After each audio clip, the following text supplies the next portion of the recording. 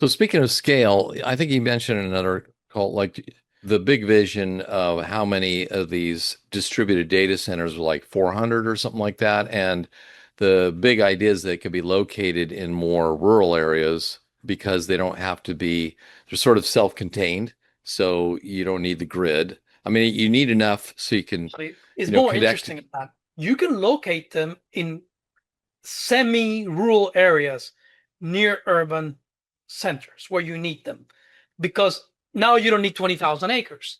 Now you don't need to be near the natural gas infrastructure. So you can actually put them in land that is relatively economic near urban centers at a scale that makes sense for small towns, small cities, or multiple of them for big cities.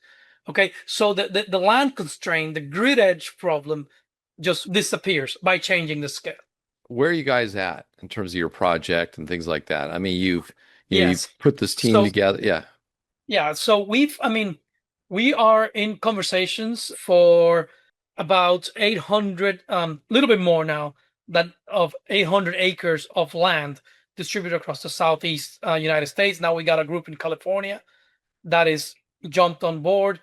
There is land in Virginia, and we are working with design our modular solar solution, and we are in conversations to have our modular data center solution pinned down.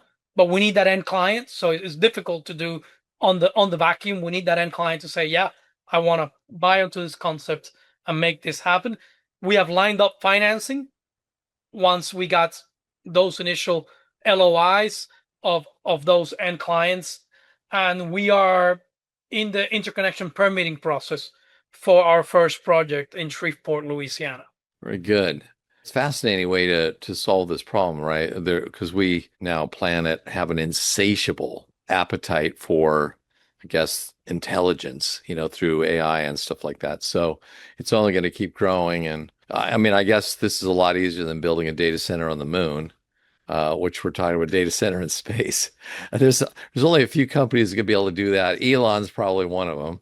But yeah, first you got to get a rocket ship up there. Very interesting.